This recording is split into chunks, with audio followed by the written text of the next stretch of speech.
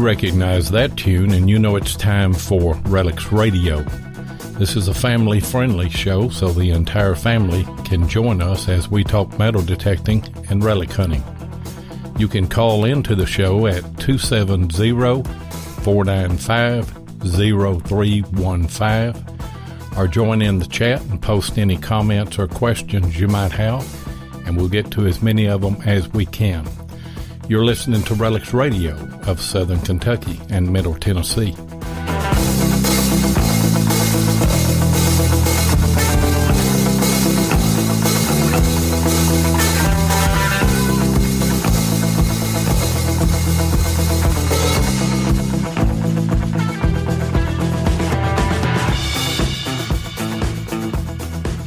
And you are live on Relics Radio again. It is November the 29th of 2018, and we're coming to you from the beautiful foothills of the Cumberland River Valley, and I am your host of Relics Radio, Digging with Seven. And I'm your co-host, Tennessee Jeff. I tell you what, Jeff, I'm all excited because for the first time since the second week of August, you and I have got to hunt together a couple of times and actually have a couple of videos that are coming out this next Tuesday and the following Tuesday. I'm excited about that. I didn't realize it had been that long since we had hunted together. Man, I had no idea it'd been that long. And, I mean, I knew I'd really missed hunting with you. And, of course, I mean, I've been tied up here at the house with Avery and everything. But, I mean, I'm ready to get out and do some more relic hunting. Yeah, so. I am too. And, you know, we had a good hunt yesterday, and we had a good hunt down there the other day. They don't seem like they're all that good until you come back in and you start editing through the video and put everything together, and then you kind of look at it and you say, wow, you know, that was a pretty good hunt. Now, we didn't find a stash of gold or anything, but, you know, we found a few interesting relics and some stuff to do history clips on and what have you. Yeah, and we had a great time doing it. So, and then I went out a little bit today. I was helping one of the local farmers do little things with the horses and stuff. And then we went outside his house and ended up finding a 1900 Barber dime. So, yeah. Yeah, Jeff sent me that. He sent me a picture of that Barber dime that he found, and immediately I turned and sent that to Scott Duncan. And those of you who follow History Seekers know that that is on Scott Duncan's his top of his bucket list. You know, there's things that I haven't found. That I hadn't found a 2-center, and that's about the only thing coin-wise that I haven't found. I found trimes and flying eagles and everything, but I can't find a 2-cent piece. So I know kind of how he feels, you know, but, you know, you can't feel too sorry for a guy that's got a CS plate, can you? No, you sure can't. I mean, I would trade every Barber dime I had for that CS plate. Yeah, I would too. I tell you, the chat is filled up quick on us here tonight, hasn't it? It is. It sure has. Jason S. was the first one, and then you've got Ken, you got Bill. Let's see, move on up. You got George, Shannon, Ken, Ron Reed's in the house tonight. Hadn't seen him in here in a while. Missouri Mike, Chris, Wes Stringer's in the house again tonight. I'm glad everybody's coming back and listening to us two rednecks talk. There's our man Mark Hoover. Yeah, it's now, guys, 2.5 rednecks with a metal detector since we've added Mark Hoover to the group. Yep, 2.5. I told him he'd be a full redneck before long. Yeah, so we've got Josh in the house, and move on up a little bit. That's it right now. So yeah. Keep coming in. And we got a great guest tonight, don't we? We sure do. We've got Patrick Stewart. How about that? What's going on, Patrick? Just trying to stay warm. I know it's I'm in North Alabama, but it got a little cold. It's down to, I think, 23 degrees yesterday morning. Man, I know Mark Hoover was talking about it got down to 30 degrees. I seen he built a fire in the fireplace. Yeah. How cold That was was in it? Orlando. How cold was it? Yeah, I was about to say, Mark lives down there in Florida, doesn't he? Yeah, he's in Orlando. Yeah. So it's pretty cold when it's 30 degrees in Orlando. Hey, Jeff, how cold was it when we stepped out in the field yesterday morning? Man, my detector wouldn't work. It was so cold. I'd say, 17? I think that's what it said. It's either 16 or 17 degrees. Of course, the ground is in good shape. I mean, it's not frozen or anything. It would take several weeks of that probably and get down a little bit more. But you know what? I had a T-shirt on and my Relics Radio hoodie, and that's all that I had on. Of course, I had a couple of layers of pants, but I had a T-shirt and that Relics Radio hoodie, and I stayed warm all day long. And the sun would pop out every now and then, and you'd get warm. So, I mean, it was a good day to hunt, real good day. Yeah, it will. Swinging that coil will warm you up. Yeah, it will. You've been swinging the coil any here lately, Patrick?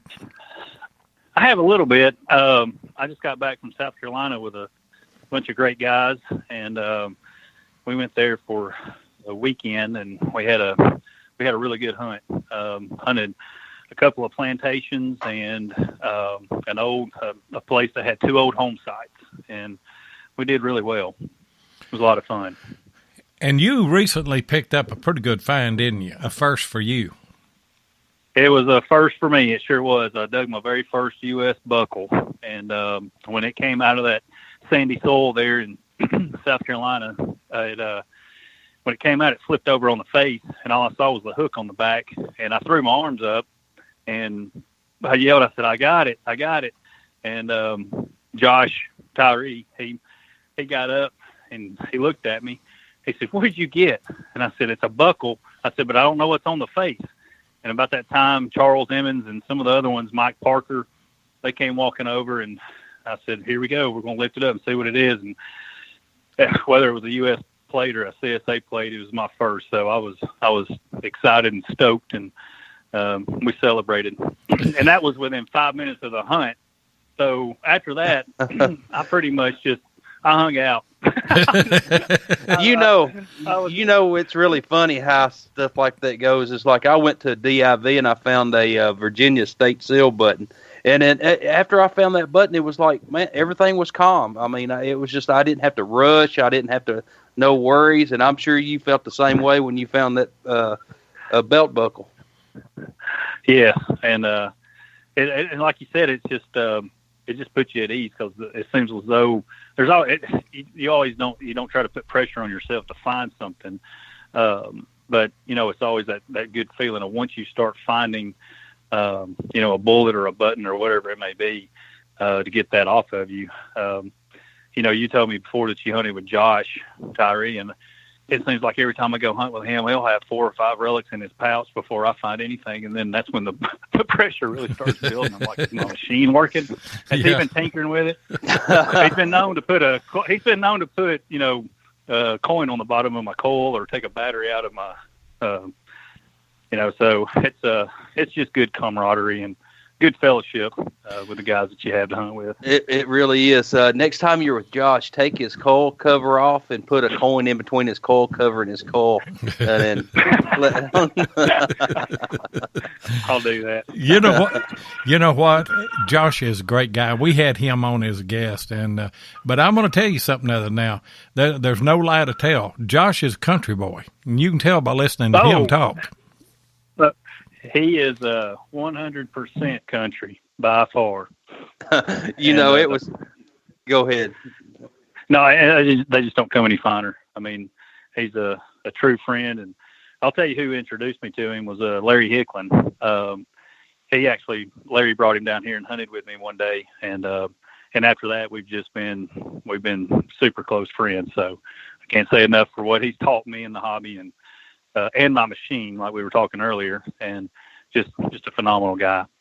Yeah, when me and him first met, we met out at the infantry camp down here next to the house, and of course, we were hunting together, and of course, the way I talk and the way he talks, we could understand each other, but nobody else could understand us. But we could understand. It was like two people, two Mexicans talking or something to each other. Everybody else like, what are they saying? Yeah, foreign language. That's funny. Yeah, I went. Patrick here. What was it, Jeff? 3 weeks ago, I went up north into Indiana and spoke for about 5 days. And it was a couple of days before anybody there really warmed up to me. They said, we love to hear you talk, but it was a while before we understood what you were saying, you know. That's the way it goes. Dadgum Yankees. Well, we want to say, Shannon said Emily said hi, so I want to give Emily a shout out. So, and you know, Josh, I'll tell you what, she's a good little relic hunter. I love seeing her post. Yeah. And you know what? I said, Josh, you know what, Patrick? Last time we spoke with you was at the Chattanooga show. And we really didn't do you right because you had to follow Miss Emily. And that's a hard thing to follow, isn't it? Hey, that's funny you said that. I was telling my wife that exact thing tonight. I said, the last time I spoke on the show was back in, I think it was July or August. I can't remember exactly the date, but in Chattanooga. And I said, I had to follow Little Dirt Diggers. I said, Little Emily Copeland. I went, you can't follow her. No, it was tough. It sure was. She just does a phenomenal job, doesn't she? Yes. And, it's, her dad being there with her and hunting, those are memories that I witnessed. My dad passed away back in 2009, and he was a history teacher, and he passed away before I ever even got in this hobby. And sometimes I'll sit here and I'm actually in my man cave right now looking at some of my display cases, and I would love to have had him around just for the research purposes, helping me with that, and just the sheer excitement of seeing all that. And those are memories that she'll have, with her dad, and Shannon will have with her forever. So it's just special moments. Yeah. Well, speaking of that, is there anybody else in your family that enjoys the hobby with you? Yeah, I have a 6-year-old, Mason. He I took him out, I guess it was 2 years ago when he was 4 years old, and I got a really good signal, and I knew it was a bullet, and he dug it out of the hole, and when he grabbed that thing, I didn't get it back. I mean, he ran around with it and was yelling, it's a bullet, it's a bullet.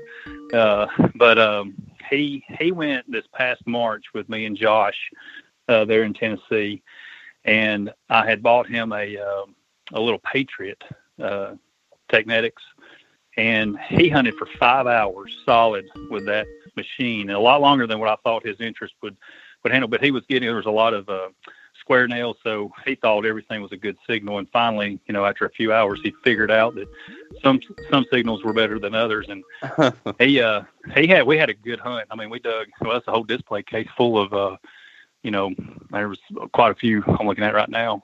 Williams cleaners and Colt pistol bullets and teardrop bullet. There was a canteen stopper. There's some good relics in there, and just memories that we will always have. Well, that's great. Well, Dennis, he had a question on the show prep. We do a show prep every show, and we tried to get people to ask some questions on there. What got you interested in metal detecting? There was a gentleman. Well, that got me into metal detecting specifically. There was a gentleman that would come in the drugstore where I worked. He was a retired UPS worker, and he, just in conversation one day, we were talking about local history, and I live right on the Memphis-Charleston Railroad, and there was 40, 50,000 Union troops that were, within probably 4 miles of my house. And he was telling me about digging up bullets and buttons and buckles and all that. And he said, have you ever done any metal detecting? I said, no. I said, but, I used to do it, go and pick up airheads with my dad when I was little. I said, I would be interested in doing that. So the next weekend he came and got me, and it was in March. I'm trying to think of what year that was. But anyway, I remember it was March, and it was cold. And he had 2 metal detectors, and we went out, and we did not dig a Civil War relic that day. I bet I dug 20 aluminum cans. but the excitement of digging something, I mean, it hooked me. And after that, he started, he would bring books to work that he had been doing research on.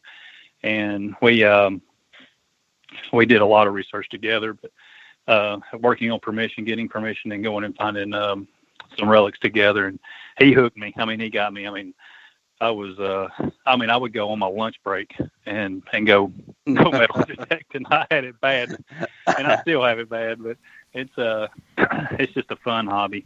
It's funny. When I first started, I would get off work at a local printing company in the morning, and I would hunt till about 1 or 2 o'clock during the day. Then I would go home and go to sleep for the next night shift. And there was several times I'd get off work, and I almost got too hot one day. It was like 100 degrees outside, and I hunted all day, and then I almost messed up. And then that's when I realized, well, I've got to kind of pace myself. But it's funny when you find your first find, and it's like you get hooked. So can you remember your first good find? My first good find was of course, I say it's the 97th Indiana Regiment. And the only reason why I'm saying that is because there was a private that drew a map here in Scottsboro. And I mean, he had where every regiment was encamped.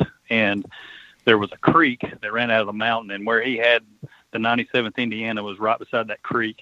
And doing the research, they marched from Bridgeport, Alabama, through Stevenson via the Memphis-Charleston Railroad into Scottsboro, Alabama on December the 24th, 1864. And there was snow on the ground.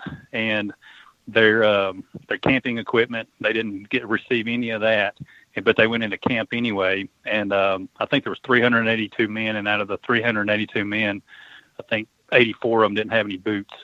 But I found my first button right there where that I actually got in the creek, and there was a huge oak tree, and I got up out of the creek bed on it where it kind of bent, and I turned my detector on, put the coil down, and it started going off, and I dug an infantry Union button there. So that was my first real exciting find that I think belonged to them. It could have been, some of the other 5 other regiments that were up there, but that camp was right there, no doubt. Good deal. It's nice to be able to find a map and then research it and then locate the site and then actually find some relics. So, but it's always fun to do that. Chris Cook also had a question. What's your most memorable moment while detecting? My most memorable was finding the gentleman that got me into metal detecting. I was getting ready to go to South Carolina on another hunt, and he came into the drugstore. We were talking about the hunt, and he was telling me that he would love to have gone, and but he had to hang around the house or whatever. And I was leaving out, and of course Josh, we were going together. He I'm trying to think of what day. I think we were leaving on a Thursday, and the Wednesday night before we were leaving, I got a phone call that David had passed away, and he kind of chokes me up. It's hard to talk about, but we went to South Carolina. I talked to his daughters, and because I was wondering if I was even going to go on the trip, and they were like, "No, you've been planning this hunt for a long time. You go." So we went on this hunt, and it was a huge acreage, but there wasn't a lot of I guess a lot of history on it as far as like documented history. There was an old town or whatever and an old grist mill. And we, Charles Emmons and Mark Emmons, I don't know if y'all know them or not, but they're phenomenal guys as well. Now they're in Kentucky. Mark Emmons is in Kentucky, isn't he? He's in Paducah, and then Charles is in Iuka, Mississippi. Okay. And we went to look for the grist mill, and there was an old river that ran out through there. Anyway, we got really close to the grist mill, or Josh and I did. The Emmons brothers found it, and that first day. So the next day we went back to hunt it, and it was down in a low area, like the bottoms, and there were like these little rolling hills or rolling ridges. And so me and Josh went on top the next day, and it was planted in pine trees. And I got tired, and I just leaned up against a tree, and I was just looking down on the bottoms. It was absolutely beautiful. I mean, it was untouched for forever. Nothing had been plowed or planted like it was behind me, where all the pine trees were. And I was just trying to visualize how the grist mill was even set up. And Josh was digging. He was digging beanie weenie cans, and I forgot what else. All kinds of just trash, but most of it was beanie weenie cans from, I guess, the guys the guys doing lumber back in the day. And so I got up and I turned on my detector and swung it about 2 or 3 times, and maybe walked 10 steps. And I got a good signal, and I got a good plug out of the ground, and I called Josh over there, and it was round. And I told Josh, he has a video that's posted of it, but he said, "Man, it's round. It could be a coin." And I said, I don't know what it is. And we started messing with it a little bit, and I started pulling the plug away, and it was a flat button. And so, of course, I celebrated. I mean, we were excited. And we looked at it, and he goes, "That's a pewter button. That's a pewter button." And he was wiping it on his leg, looking at see if there was any mark on the front of it. And we could vaguely, just faintly, make out something on the back, but nothing that stood out, no lettering or anything that stood out at the time. It just looked like there was it just looked like an old coin button is what it looked like. But so we carried it around. I carried it around in my pocket all day long. We met up with all our buddies and headed back to the church where we were meeting at. And Mark, well, actually, let me go back a second. The Barry Swope, I don't know if y'all know Barry or not, but he's from down there around, I think, Daphne or Mobile. And he asked me to look at my button, and I said, "Yeah, that's fine." So I showed it to him, and he started picking at it a little bit. And he goes, "Hey, man, there's stars on this button." And I said, "What?" So I looked a little closer, and he said, "Yeah, there's stars on this." He said, "I don't see anything else." He said, let me hand it back to you." So he gave it back to me, and then Charles asked me, he said, "Patrick, do you mind if I pick at it with my fingernail?" And I'm like, "No, Charles, go ahead. That's fine." So we were about eating hot dogs and drinking sodas and stuff. And Charles asked if we had anything to pour on it. So we poured some stuff on it, and he started picking on it. He said, "Patrick, I see INGTON on the back of this button." I was like, "What?" He said, "Yeah, I think it's a Washington button." So sure enough, he kept picking at it, and the eagle presented itself with those 15 stars. And it was a reverse political cuff button. And at that time, I think there was only maybe eight known. So, and this one still had the shank on it. And, but I still think to today that David Kilgore, the guy that got me in this hobby, was there with me when I dug that, because he had just passed away the day before. So, I'm sure he was, and that was a great find, and I know he would want to be there either way. Sure is. Hey, guys, we're up on a hard break right here. We need to run a commercial, and we'll be right back.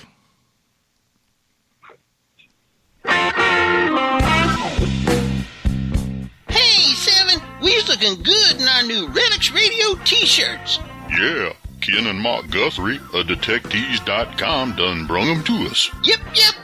And they makes other shirts, too. Yeah, boy. Detectors.com can handle tees for your club, hunt, or any other promotion folks may have. They even got the Wide Pride shirts. Yeah, them boys does the manatee crawl. Yeah, scooting on their bellies. That's what I said. The manatee crawl. Looks like slugs eating jelly. So whether you hunt horizontal or vertical, tell the folks where they need to go, TJ. www.detectors.com.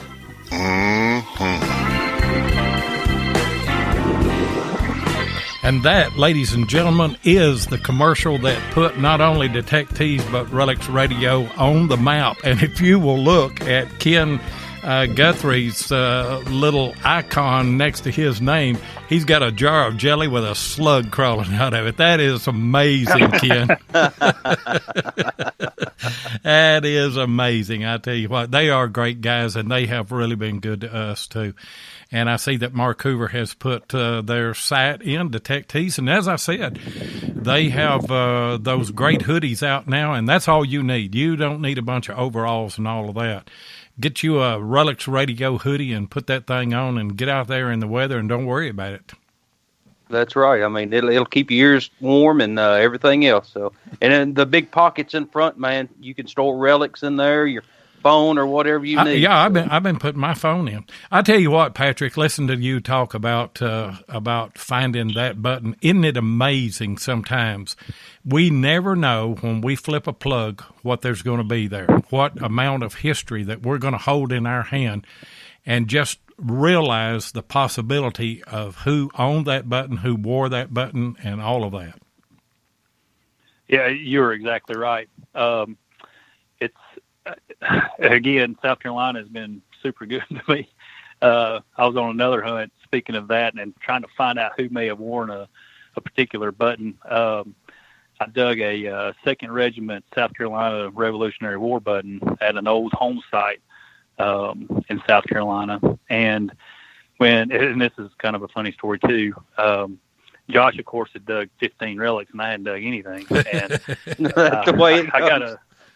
I know it was all these little round balls, and I was like, golly, I need to find one of those. I'd love to find one of those. Well, I got a good signal, and there was pieces of pottery all over, and I was too busy, I guess, picking that up instead of waving my detector around. And there was probably 3 or 4 other gentlemen that were hunting down on the bottom of the little rise. But anyway, I got a really good signal, and it was that sugar sand. I mean, it was just like sugar running through your fingertips. And I hollered for Josh to come over, and he ran his coil over, and he goes, "Man, that's a good signal." And I reached down in there, and I picked it up, and it fell through my fingers. And when it fell through, I thought it was just a heavy coin. And I grabbed it, and I looked at it, and I was like, man, I saw the back of it, and it had the little scissor line on the back. And then I flipped it over on the front, and it had what looked like a 10. And I said, man, there's something on this. And so he got his toothbrush out and gently, uncovered it. And he said, yeah, it's a 10. He says, it's a pewter button. So, of course, social media being the way that it is, we posted it, and we were getting everything. Hey, that's a Massachusetts 10-foot, whatever. Yeah, I don't know. It was amazing, all this stuff. Well, I got a message from a gentleman from South Carolina. He's an old-time relic hunter. And he sent a message to me, and he said, I'm not sure exactly how you do it. He said, but you need to rotate your picture. He said, that is a 2 on that. And I was like, so when I did, I had it in my hand. I turned it, and I goes, well, I'll be daggum. That is a 2. And, of course, still not knowing exactly what I had. Then he sent me another one. He said, that's a phenomenal piece of, American history, not just South Carolina history. He said, that's a Francis Marion Regiment, 2nd Revolutionary War button. Congratulations. And again, I was done. After I found wow. I went over and I sat by the river. There was it was Cypress Creek is what it was. I went and sat beside it. And, but what was interesting at old home site, there were 2 diplomatic buttons that were dug there that dated to 1794. So I don't know if that was a Revolutionary War soldier that became a diplomat after the Revolutionary War or whatever. But I had contacted the Historical Society there in that county in South Carolina, and the gentleman, he did as much research as he possibly could. But to no avail. I mean, we just couldn't find out who owned that property and, pinpointing it to a precise, soldier. But it was still neat. All the research that I had done was super beneficial, and I loved there was a sergeant that started out in Savannah and went up to Savannah River really close to where we were hunting, and he was going back and forth recruiting soldiers, and it reminded me of the movie The Patriot. And because the most soldiers that he ever enlisted in one day, I think, was 9, and it was at a pub.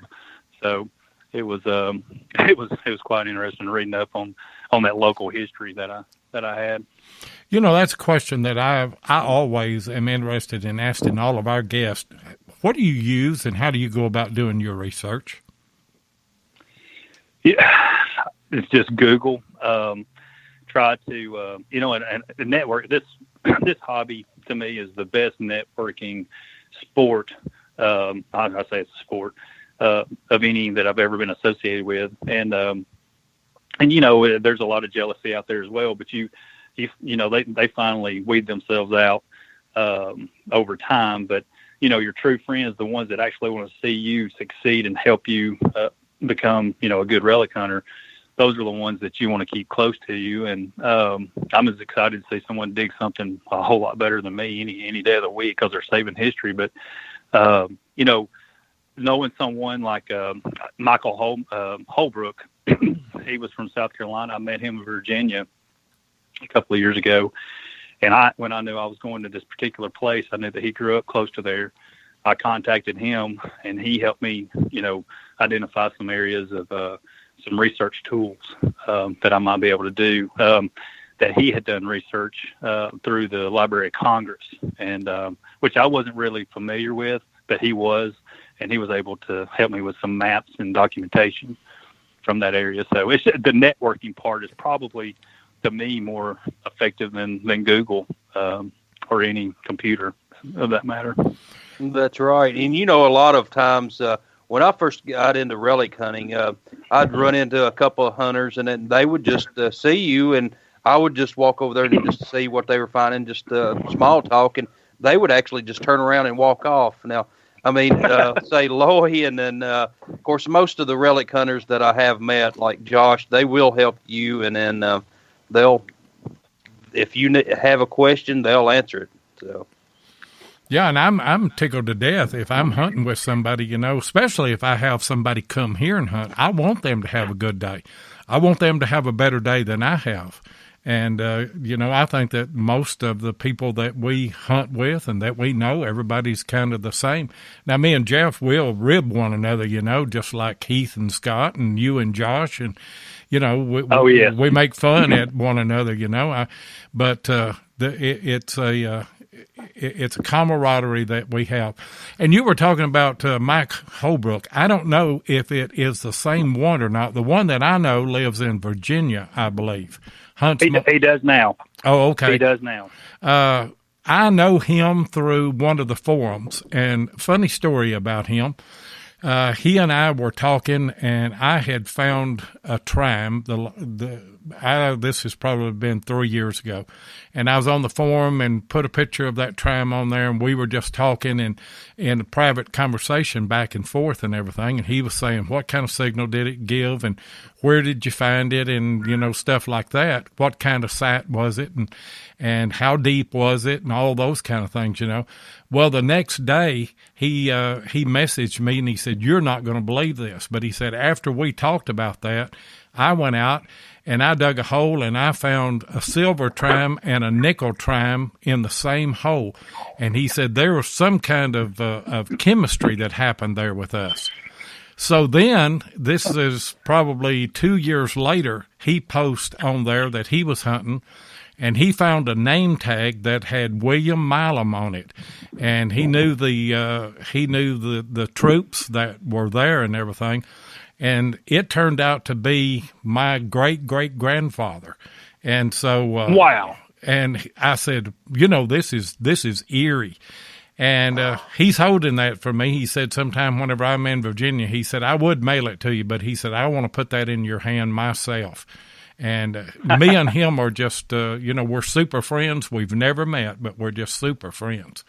And this was a name tag that would have been probably on a Foot Locker or something like that, that he carried with him. Man, that's a great story. It really is. I think I would drive to Virginia tomorrow for that one. Hey, when I'll tell you the quick story on Michael, how I met him was I was in Virginia hunting, and it was Fort Powhatan. It's at the story is in the American Digger magazine this month about it's on there on the front cover, the War of 1812 war site advice, I think. Anyway, but Michael, I ran into him in the woods and just struck up a conversation, and we talked for 15, 20 minutes, and we were the only ones anywhere around that area. And I told him that I was going to go try to look for a shell or shell fragment. And anyway, after the hunt, we all met back up at the place we were supposed to meet at. And he walked up to me and he said, "Did you find a fragment?" And I said, "Lord, no." and he pulled out this huge piece of fragment that went to like a 50-pound cannonball, and he goes, "Here, I want you to have this." And so I mentioned that in the article as well that Josh wrote. I didn't write the article; Josh wrote it. Yeah. And but anyway, it's special things like that this hobby's about sharing, or it is for me, and getting kids interested. I did take a kid a few weeks ago. That was the last time that I went. Well, yeah, I think it was the last time that I went hunting to a spot about 20 miles from here, and he dug either 4 or 5 relics. And in fact, he's getting a metal detector for Christmas this year. But that was fun. And hope he's not listening tonight. If it's supposed to be a surprise. That's I have an idea that he probably knows he's getting one. Oh, okay. But, well, that's good. But that was, to me, that's what it's all about. It is. And the excitement of those kids. We have a good friend, Will Smith. He's from California, and he doesn't have any colonial sites out there. So he come down. He's been down a couple of 2 or 3 times, and Lloyd and I, we just give him our relics that we find that day, where he can take them home, and then. But I mean, he's becoming a good colonial relic hunter. He found, the last time he was down, he found I guess it was probably 10 or 11 buttons. So he's a good hunter. Wow, no doubt about it. I mean, he hunts with GPX there in Digging in Virginia, and he'll talk about the tones. I remember filming him a couple of years ago, and I said, if you get anything, well, holler at me so I can include it, And he hollered at me, and I said, what do you got and what it sound like? And, oh, man, he went through how the sound, it's a bullet, but it's kind of mashed, because you know how that sound that you get with a mashed bullet, and he went through all that. And I said, no, you're telling me stuff that I haven't learned yet. And he's hard. I pretty much am too. So, but he's hardcore. The last time he was down, it had rained probably 6 inches in 2 days, and he was out there on Sunday and Monday. And that Monday morning, he'd parked right next to a low spot, and then of course his rental car almost got floated away. And of course I was taking my 15-month-old to the babysitter, and I was thinking, surely he's not out in this field metal detecting. Sure enough, he was out there in the middle of the field, metal detecting, and then, of course, the rain was pouring, and he had his GPX, but he had it all bagged up and stuff, and it paid off that day in the rain. He found some nice dandy buttons. Golly. Oh. But, we had it was a cellar hole, actually. He crawled off in, and then there was a 24 by 24 hole. This was on my last video. And I'd been wanting to climb off in there, and of course I just couldn't muster up the courage to do it. And he thought, well, I'll go ahead and do it. And sure enough, here he goes crawling back in there. So it was pretty neat. Yeah, I want to see the second part of that video. I was kidding with Jeff. At the very end of it, he goes into this cellar hole, and it's actually a kind of a tunnel under the ground.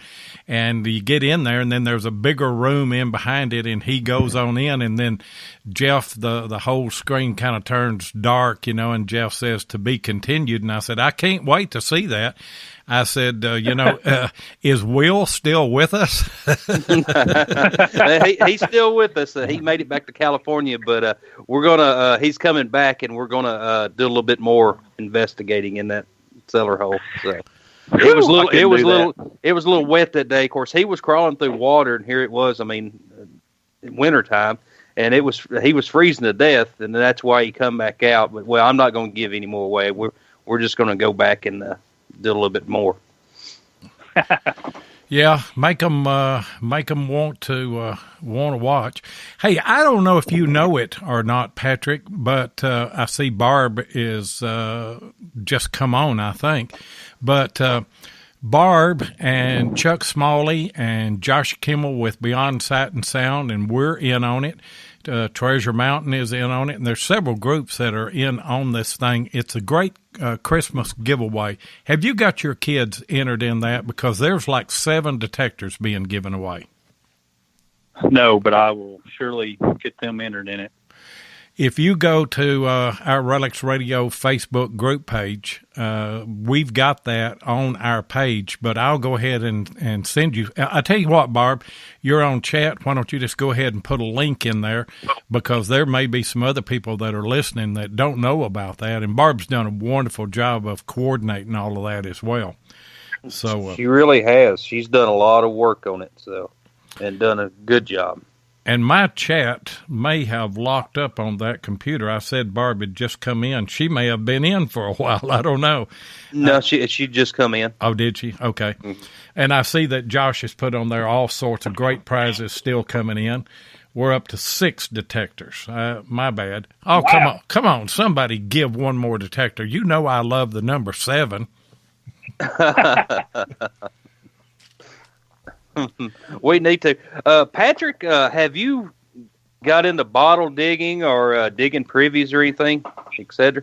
No, but I'll tell you what, it really intrigued me. And of course, if I see someone that has some bottles, that they have found, every once in a while I'll send them a message, and I'm like, how do you find those privies? And now David, the gentleman that got me involved in this, he had a little probe, and he was good at it. To answer your question, no, I've never done it, but I would love to go somewhere that, had an area where, you could dig something like that. But, we've been toying with a little bit. Of course, both of us have a probe, but I mean, it hadn't found us anything yet. So, but I mean, it's real hard work. And then you go looking, collecting bottles. You see a lot of them on eBay and stuff, and your local antique shops. The bottles are not cheap, and I can understand why. If you dig a hut in Virginia or a trash pit, you'll know why the bottles are not cheap. So they're very hard to get. It's a lot of work. Hey, guys, we got another commercial coming up, and we'll be right back. If your passion is metal detecting, then you know how much your success is based on the equipment you use. Let my buddy Tim Henderson of Murray Branch Outdoors in Murfreesboro, Tennessee, help you with that. Tim is an authorized dealer of Garrett, XP Deus, and Macro detectors and supplies, and he is now an authorized dealer for MineLab. So if you're looking to get your hands on one of the new Equinox 600 or 800, then Tim's your guy. Murray Branch Outdoors is not only competitive in their prices, but the service after the sale is second to none. Tim not only sells detectors, he uses them, and so he can answer any question that you might have. Murray Branch Outdoors also deals in used detectors, and he'll take your old detector in on trade when you decide to upgrade. So give Tim Henderson of Murray Branch Outdoors a call at 615-948-4611 and be sure and tell him that Relics Radio sent you. And by the way, Tim now has a website. It is Murray Branch Outdoors, all one word, .com. And I saw that Ron Reed put that in, but it's off. Go ahead, Ron, and put that website in so that everybody can get in touch with Tim. You can either go to the website or you can call the number, and Jeff and I will vouch for him. He's a great guy. And so just do that, connect with him, and he'll fix you up, won't he, Jeff? He sure will. And I know I talked to him a couple of days ago, and he had some 6-inch coils on the way. So I think 3 or 4, if I can remember right. So, but yeah, for the 6-inch coils for the Equinox 600 or 800. Yeah, well, Tim just put it in there. And there it is, guys. Go and check it out. Yeah, you're kind of like us, I guess, Patrick. You just haven't put the time in on bottle digging yet. We got probes, but we haven't used them very much at all. It's I guarantee you, it's a niche that, some of those guys that it just comes second nature to them, and they know they've done it for so long. And there's a lot of areas that I know around here that some of the metal detectors that are detectorists they talk about where some of the bottle dumps were or where they should be, but that's something that a lot of you either do it or you don't, or some of them I guess do both. But the ones that I know, they just haven't, and it is hard work. Watching those videos, I'm like, good gosh, look at that hole they dug. But it's just like anything else you do. If you deer hunt and you go out in the way back in the wilderness, you're going to kill a good deer eventually. So it's just like finding a good relic too, going up, hiking where a lot of people don't go. Yeah, you just got to do that hard work and it pays off. Hey guys, we got a call that came in 0467. Who we got on the line? Hello. Hello. Hello. Goodbye. Hello. That may have been Miss Emily, was it? Yeah, I was thinking it may have been her. Okay. Sorry about that. Connect back in with us there real quick. I didn't recognize that, and something happened here. They tried to call in a couple of times. Shannon, call back in. Sorry about that, and we will link you back up. Shannon, if that wasn't you, just type in the comment section that wasn't you. Yeah. Yeah. So, yeah. But what ahead. detector do you have now, Patrick? The F-75? F-75, yeah. Is that the only one you use? I do. Every once in a while I use that Technetics Patriot of my son's, but it's hard. It's hard to put away or go away from something that you've gotten so used to using. And I just started using headphones, I guess about a month ago or so. And I tell you what, that's a world of difference. I had no idea. Talking about different tones, you can hear those so much more clear. So a lot of times I don't even have to look at the readout to know, what I think is a bullet or a button or whatever it might be. So. Yep. Now we got Miss Emily on. What's going on, Miss Emily? Hello. Hello, Miss Hello, Emily. This is Emily from the Little Dirt Diggers. How are you doing, Emily? Good. You're talking to Patrick Stewart right now. You remember Patrick Stewart when we were at Chattanooga? Yes. Yeah. I have your cross. You sure do.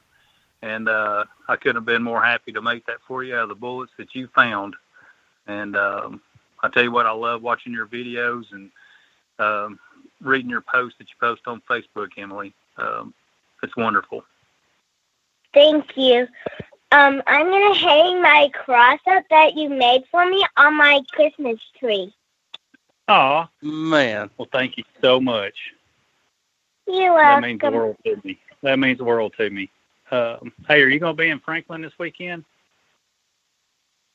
No, not this time. Sorry. Okay. Well, I'll catch up with you at another show. I was just hoping to see you this weekend if you were going to be there. But, well, thank you for hanging that cross up on your tree. That's part of the cross is in respect of Jesus Christ, and that's what the season's for. So, Amen. Yeah. Thank you so much. You're welcome. Miss Emily, did you get out relic hunting this week, any? Yes, I did. What'd you find? I metal detected with Miss Myla. Oh. Did y'all have a good hunt? Yes, we did. We played a lot. 5 years old. 4 or 5. You get excited over hunting, don't you? You're just like me and Jeff and Patrick. You get excited. Is this 2 rednecks with the metal detector? You got it. That's what it is. Yes, ma'am, that's us. Only thing now, Miss Emily, it's 2.5 rednecks with a metal detector. We're growing. That's awesome. But you're still 2 rednecks. Yes, we are. Red as we can be. All you got to do is just talk to us and you can figure that out. Hey, Are you going to be at the South Carolina show in January? Because we're going to do some more live shows from that American Digger event again. No, we're going to go to Dalton, Georgia. Oh, okay. Well, that's not too far from us. Dalton, Georgia is not. Well, that's good. Yeah. What are you going to do there? Are you going to be over the holidays with family? Or are you going hunting, or what are you doing? Both. I'm going to do metal detecting some and holidays a lot because all that's happening, you know. Yeah, you've got it all planned out, don't you, Patrick? Oh gosh, yeah. She's always on the go, and she's always metal detecting too. And I love. Hey, Emily, did you find any worms the other day? Yes, we found like 53, 4, 5. I don't know. I forgot where I was digging, and I told your dad. I said it was every time I dug a plug, there was an earthworm laying there, and I said every time I saw that, I said I can't stop putting that thing on my nose and taking a picture and posting it and tagging you in it. So I'm gonna do that in the springtime. That's funny. Yeah, it is. Yeah, I tell you what, it's one of the best pictures that me and Jeff have ever had the opportunity to take was at the Chattanooga show, and we got in there with Miss Emily, and I treasure that photo, don't you, Jeff? I sure do. That was like you said, one of the best photos that I've ever taken, and I really appreciate you wanting our autograph and our picture with you. So, yeah, me too. Sure do. It was a real fun time, and I felt sorry for Patrick because we had you on the show, and I think that was on American Digger when we were doing it. But we had you on the show, and then poor Patrick had to follow you, and nobody can do that successfully. It just wasn't fair. No. Thank you so much. Have a great night. Thank you so much for calling, Miss Emily. Thank you. I had all I called for just to see y'all. Okay. Well, thank you. And have a Merry Christmas. Yes. You Yes, have a too. very Merry Christmas. Yeah. Merry Christmas. Oh. Oh. Yeah. Hey, thanks for the call, Emily. Bye. Bye-bye. Merry Christmas. And a Happy New Year. Oh, she's singing now. Yeah. That's great. Now, that's why we have family-friendly shows, folks. Is because, yeah, that is, I'm sure that there's a lot of people that are going to listen to this, and they'll say, well, they just had a kid on there. That's not just a kid. That is a young person with a passion for our hobby. That is a young person that probably knows more about Civil War relics and other historical things than anybody in her classroom. And she has a passion for it, and we just have a place in our heart, and we've always got a place on this show for kids like that. That's right. And then, I mean, in between you, Patrick, and Seven, and everybody in the comment, do you not wish you'd started at that age in this hobby? Oh my goodness! Oh, yes, I would have given anything to have done that. Started back then. Well, it was kind of a problem for me because metal detectors weren't invented whenever I was her age. Oh, They were still fighting the battles. They still were, sure were. I was typing a comment here to Miss Emily. Go ahead. But yeah, Seven was the Revolutionary War. I thought you fought in the Revolutionary War. It was before then. So, but well, I told Jeff, hey Patrick, we were hunting yesterday, I guess it was, and Jeff was filming because he found something, and I'm not going to give it away because that's our history clip. Not this coming Tuesday, but the next Tuesday. In fact, I'm still working on that clip. But he was saying, now Seven will know about this because I think he was born back in the 1500s or maybe even before that. He'll know what this relic is. And as I walked over there and Jeff is filming, I said, yeah.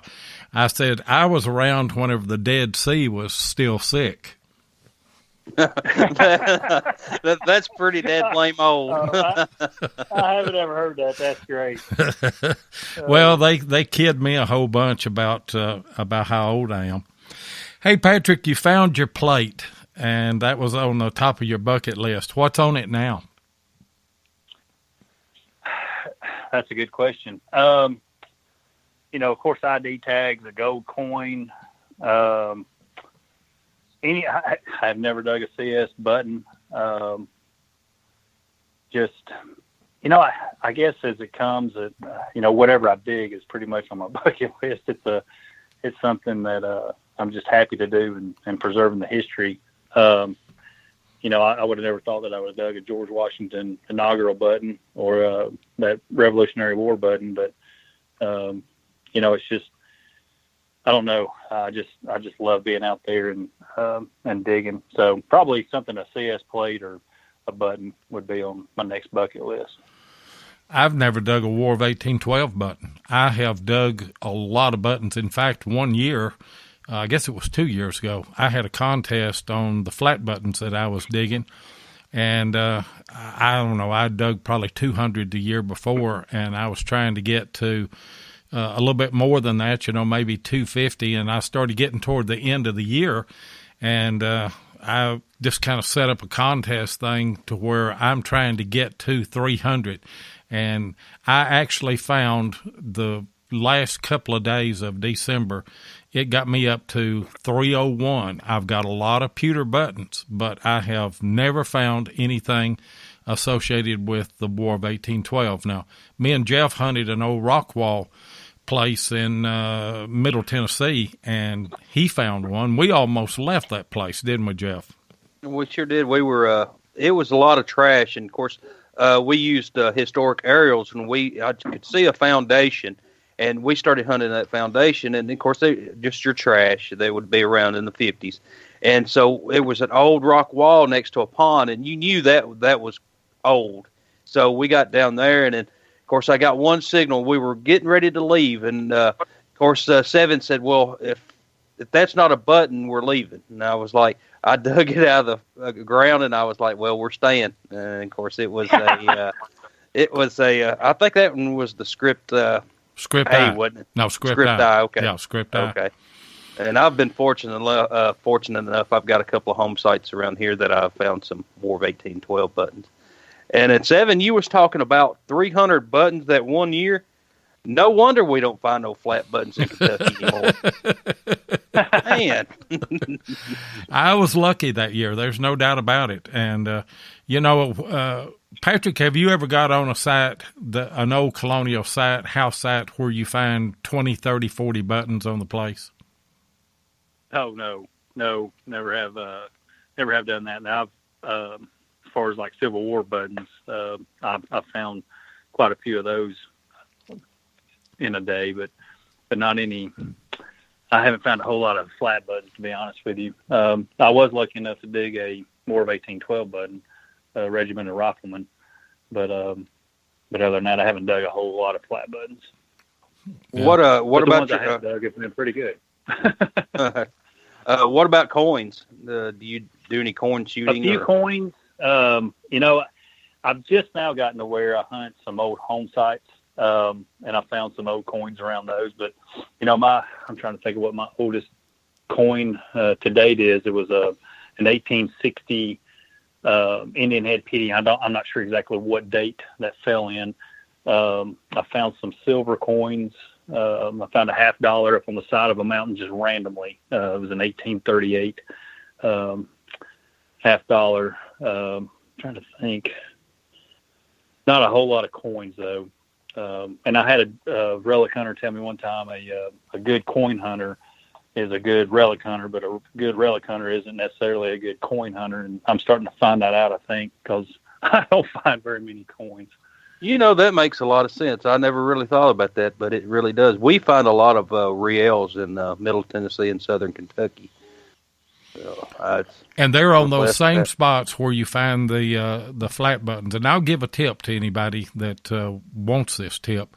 We don't have, I guess, what you would call true 1776 colonial type stuff here. But we do have first settlers, which are back into the 1700s, late 1700s, whenever, probably 1798. But when you find a flat button, you just need to stop and really work low and slow around the spot, and they'll be concentrated. The reason that I believe that they're concentrated is when they moved into our area along the Cumberland River here in southern Kentucky and middle Tennessee, they were still Indians here, and they were still, under threat of them. And I don't think they ventured too far from the house. But you won't find a wide space of buttons like that. But when you find a spot, it's not uncommon to find 30 or 40 buttons. And I see that Chris Heimsoff and Becky Mackey, they're on a site that they've done that. Just look for a good water source, look for some high ground. And if you have found one colonial site like that, there's going to be some more because they had a community. And we found that down along the Cumberland River here in southern Kentucky, didn't we, Jeff? There's about 4 sites that are real close together.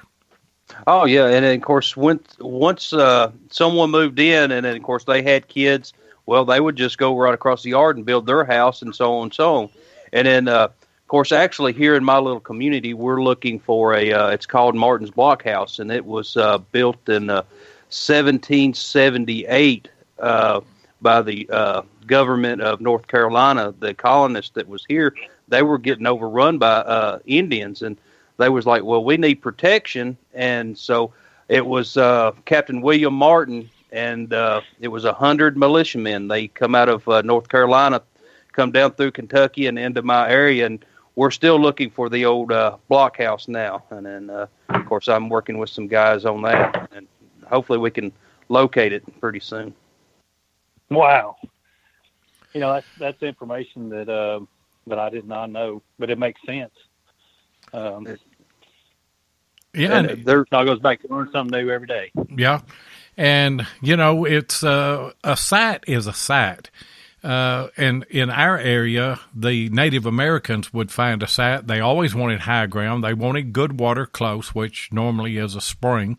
Sometimes it can be a creek. But they want high ground, and they would just travel from site to site to site during their season of hunting, and they wouldn't occupy that site all the time. They'd just go from site to site. Well, when those early settlers came in, then there was a site that was already cleaned off, and it was a perfect spot, and they'd build their house. And I mean, you can just imagine, what would you do, Patrick, if you went to work and you came home and somebody had built a house on your place, in your backyard? I don't blame the Native Americans for, the animosity that they had for the early settlers. Exactly. That's the truth. I really don't either. And then there was a fort down the road here. It was burnt down, and it's called Ziegler's Fort. It was burnt down in 1792, and they captured a lot of colonists, the ones they didn't kill, and then they transported them to it was southern Middle Tennessee, and they finally the militiamen, they finally caught up with them, and they'd got some of them back, but the rest of them, they ended up trading horses and stuff to get them back. So yeah. Hey guys, we're up on another hard break. We need to run one more commercial, and we'll be right back.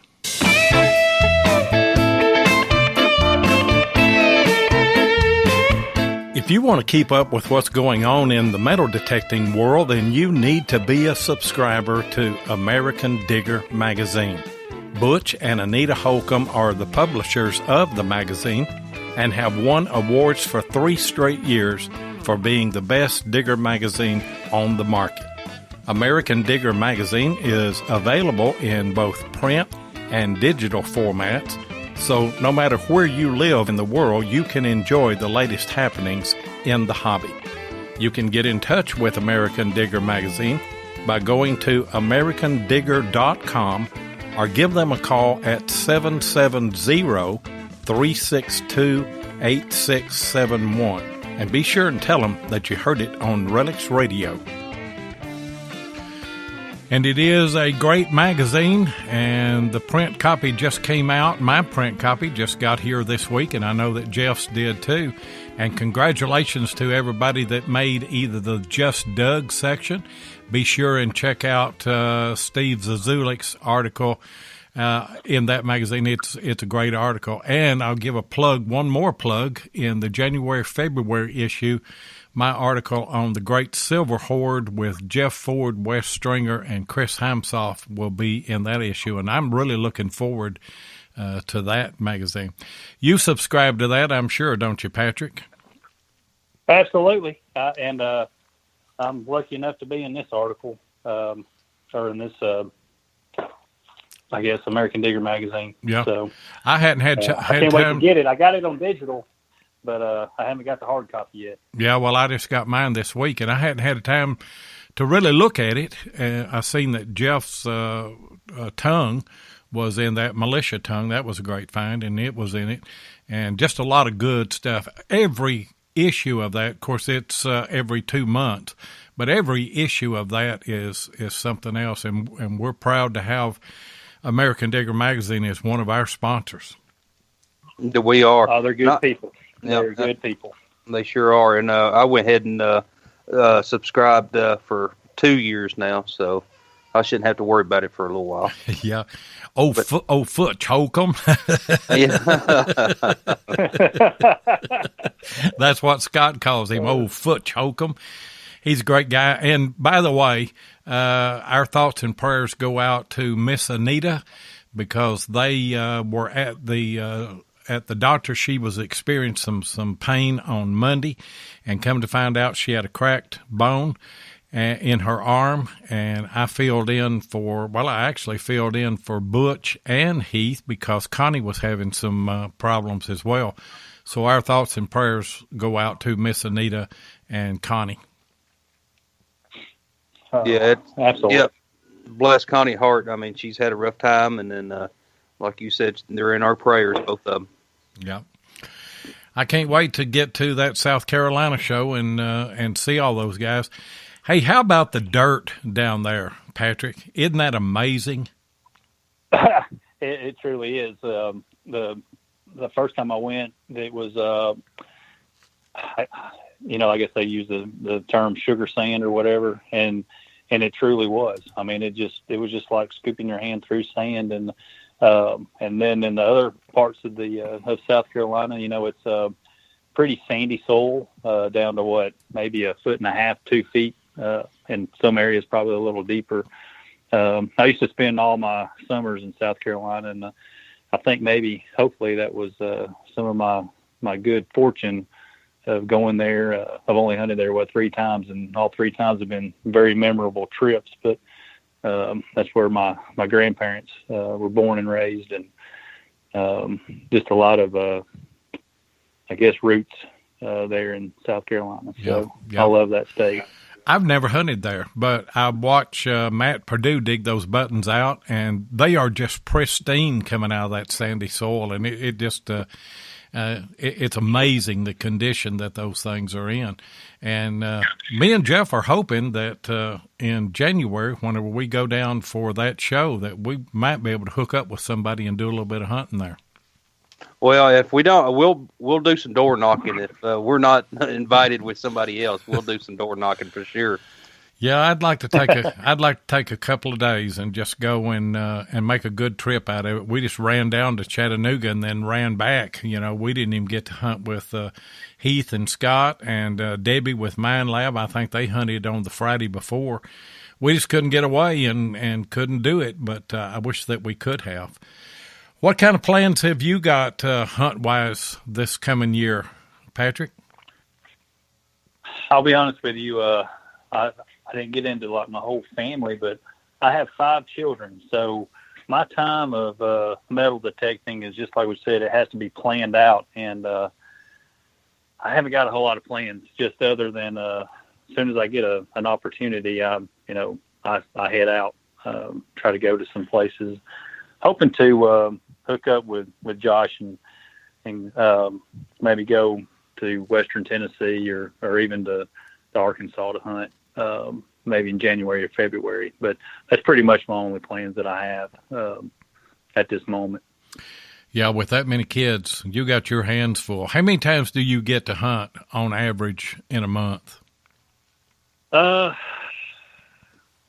Maybe 2 times, depending on the season. If it's my oldest son, he's into sports, so that pretty much is all the time now. He's in the 7th grade, but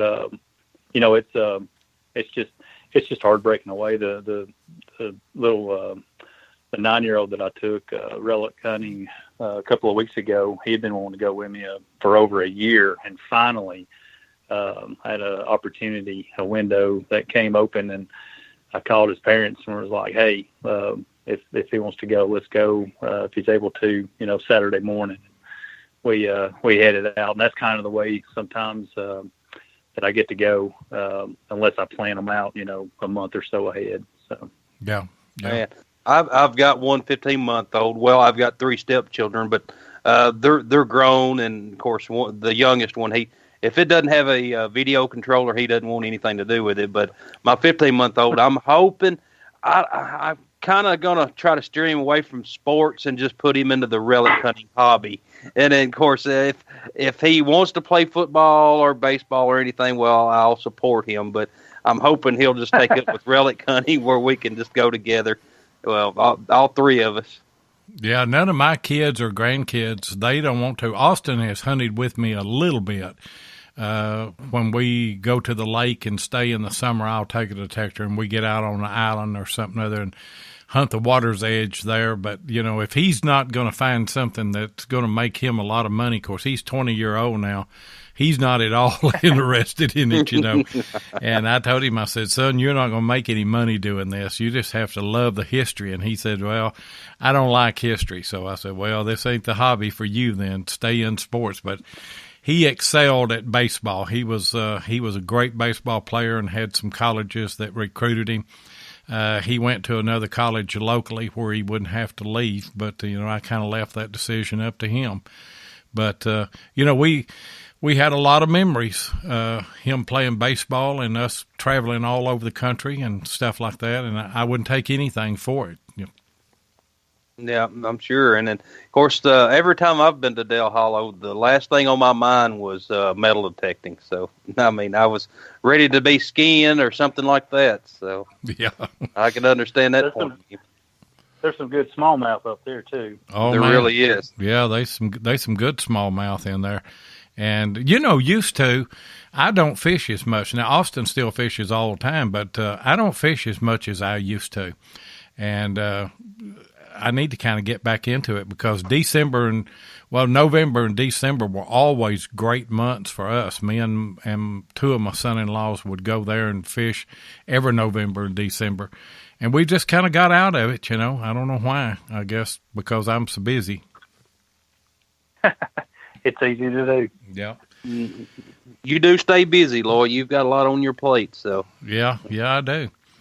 You don't do much YouTubing, do you, Patrick? I don't.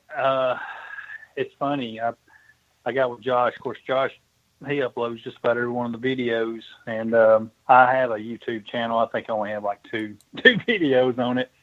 I just really never have gotten into that, to be honest with you. As far as like the social media deal, of course, I look at Facebook probably more than anyone else, and Instagram, and I just love seeing what people find, and I enjoy watching the videos. I use the YouTube more for instructional, I guess, trying to figure out how to use my machine or if something like that. But of course, I can always go in there and look at Josh's videos because I'm in a lot of those, just to recap what I may have found or what he found or whatever. But Yeah, and Jeff Ford's on here, and he said, last thing on my mind was metal detecting. I'm sorry, I don't understand what that means. Did I put laugh out loud? You don't need to know. Well, you Of know, course, you have to remember, I hadn't been to Dale Hollis since I was in my early 30s, so. yeah. Well, you know, my passion right now is history, and I want to do as much of it as I can. And I know that you guys share the same thoughts as I do. Oh, yeah, we sure do. Absolutely. Yeah. Hey, Patrick, I tell you what we're going to do. We're going to give you a Relics Radio T-shirt for being our guest here tonight. And then when you're on Josh Tyree's show, you wear that shirt and you will outdo Josh, because there's a little bit of mojo in them shirts, ain't they, Jeff? There sure is. And, I mean, I've had a great deer season and a great relic season so far with that Relics Radio T-shirt and hoodie. Yeah. Well, And I can't wait to get it, because I will wear it. yeah, and if that don't work, get Mark Hoover to call you and get that Mark Hoover effect. I tell you what, with Mark Hoover and a detective shirt, you just can't go wrong, son. I mean, you just can't go wrong. I dug that Barber dime today, and I was texting Mark Hoover, and he was texting me back, and then I was wearing the Relics Radio hoodie, and that Barber dime just popped right out of the hole. So. There you go. I tell you what, I'm surprised you didn't find a CS plate if you had all that going on. You know, you had the hoodie and everything on. But you've been a wonderful guest tonight. Was there anything else that you wanted to bring up, Patrick, that we didn't talk about tonight? No, I can't thank you enough for having me on the show. You know, it's just, I love the hobby and just passing on the history to whoever I come into contact with. It's amazing the conversations you can strike up with a complete stranger. And, you know, they may know someone that metal detects, and, you know how the hobby is.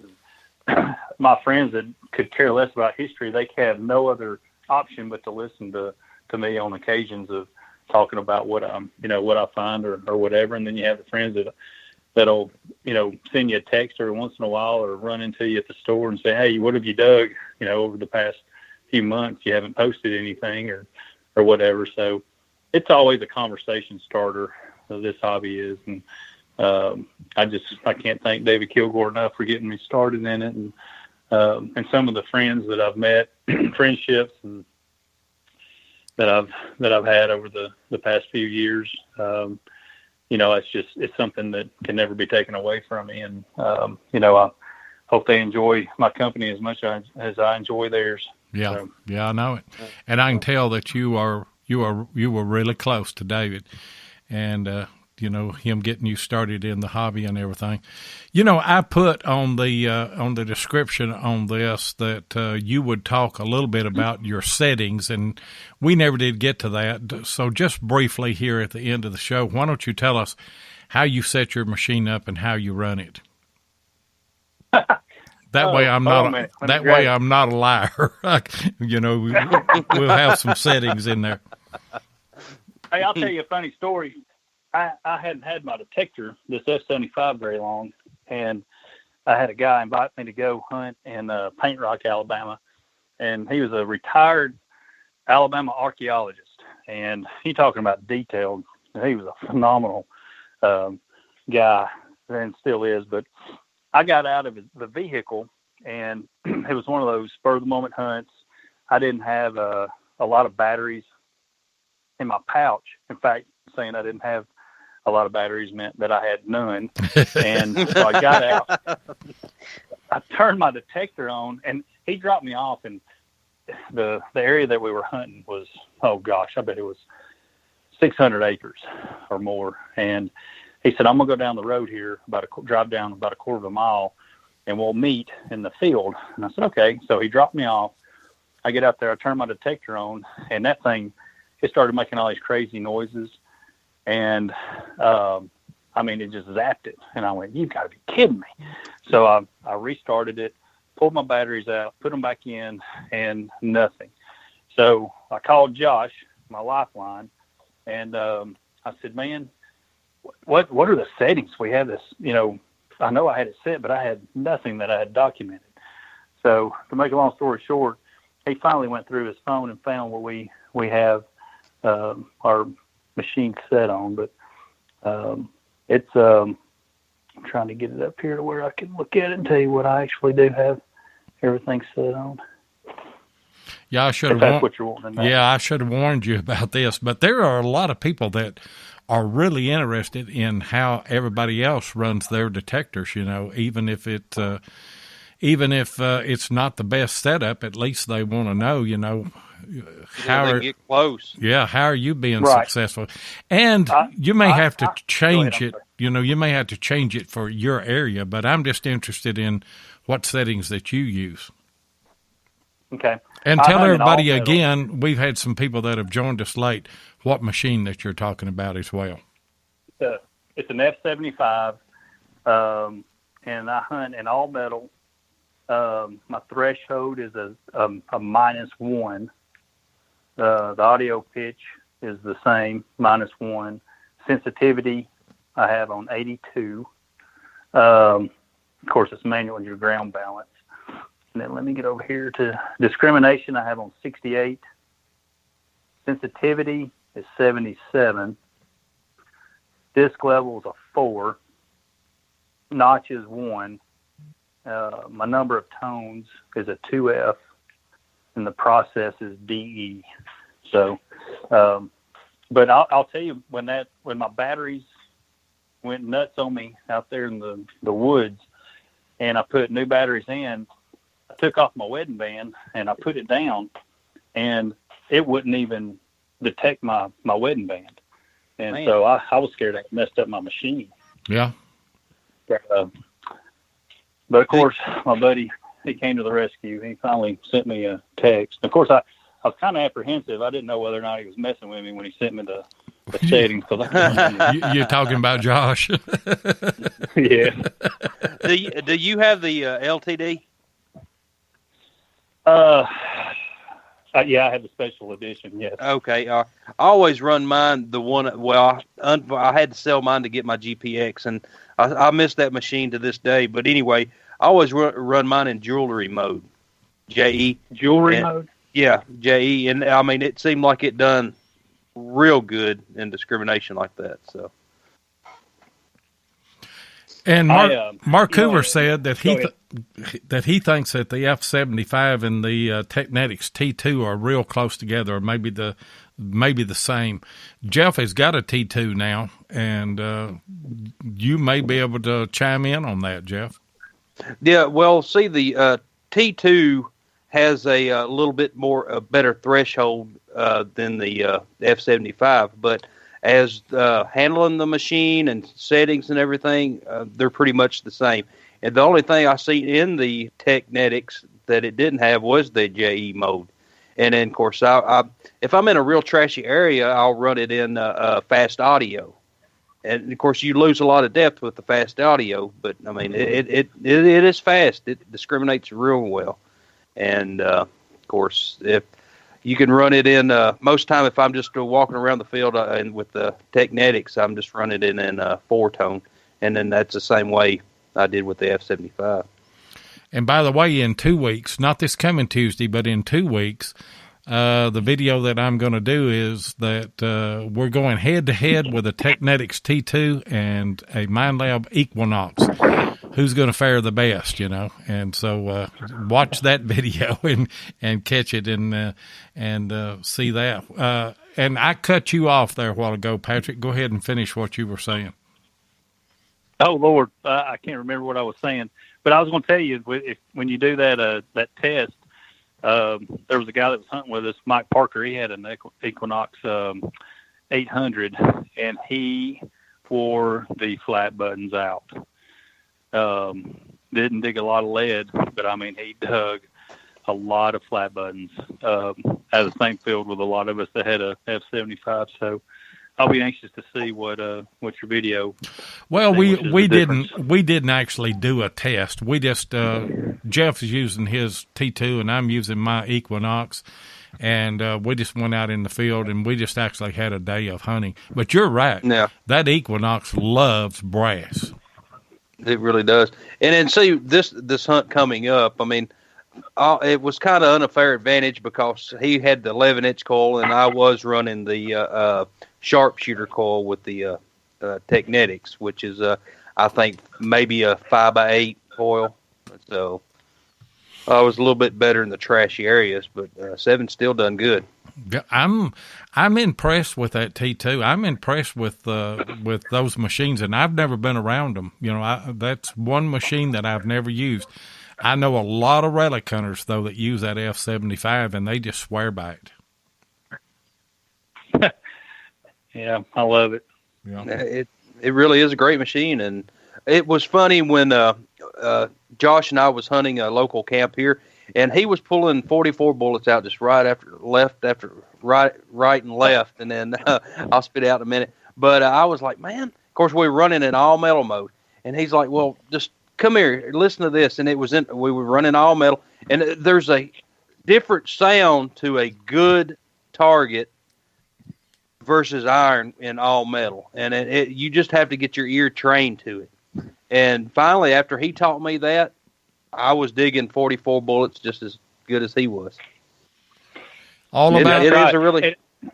Go ahead. And that's, you know, learning that machine is probably the key. And that's one thing I tell this time of the year, I have parents calling me, what kind of machine do I need to get my child or whatever, my husband or whoever it might be. You know, my thing is learning that machine is probably more crucial than what machine you actually get. But speaking of Josh and what he did, you know, whenever you ground balance, you know, a typical bullet on my F75 was always around a 58, 68, something like that. We were hunting one day, and I'm not kidding, I bet he dug at least 30 bullets, and I had none. I had not dug a single one. I was getting some solid signals, good tones, but I wasn't digging them. They were only ringing up on an 11 or a 13. I can't remember exactly the number. And finally, he gave it up. He said, if it's ringing up a 12 or 13 solid, you dig it. Well, I started digging. I went back. I backtracked where I came from. I bet I dug 20 bullets. I was like, you scoundrel, why didn't you tell me that before? Well, he probably had so many bullets he couldn't carry them out. And then he's like, well, I better let him know. That's what he done to me. Yeah, you got to watch him. I told you, he's country boy. Country boy will survive. He'll come out on top every time that he can.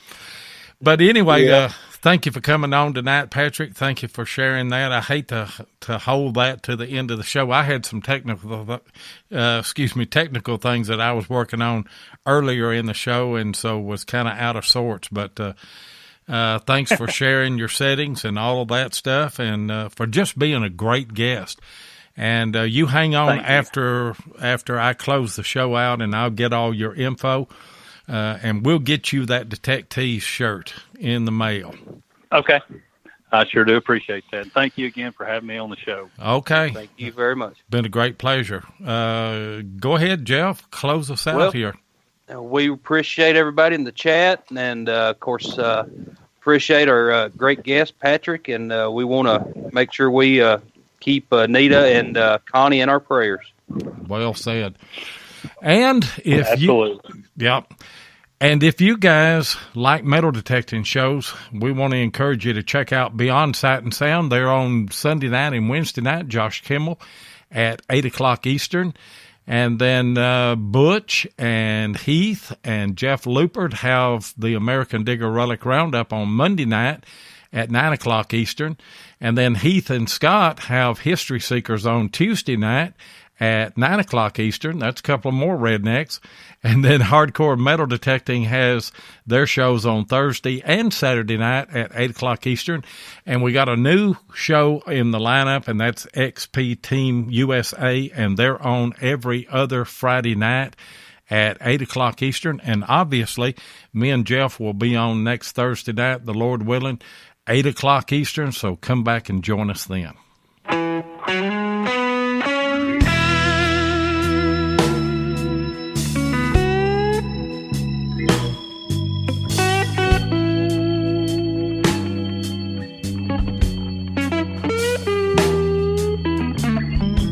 Thank you so much for joining us tonight on Relics Radio. We really do appreciate it. Be sure and join us live each Thursday night at 7 o'clock Central Time, 8 o'clock Eastern here on Spreaker. Or you can catch the archive show at Relics Radio on Spreaker, iHeartRadio, or iTunes. Please take a minute and hit the like button and be sure and follow us so that you'll get notifications of all of our upcoming broadcasts. You can also find us on YouTube at Digging with Seven or Tennessee Jeff, or you can check us out on our Relics Radio Facebook page. If you'd like to get in touch with us, then send an email to diggingwith7@gmail.com. We'd love to hear from you. We hope you'll join us next Thursday night, and until then, get out there and dig some history.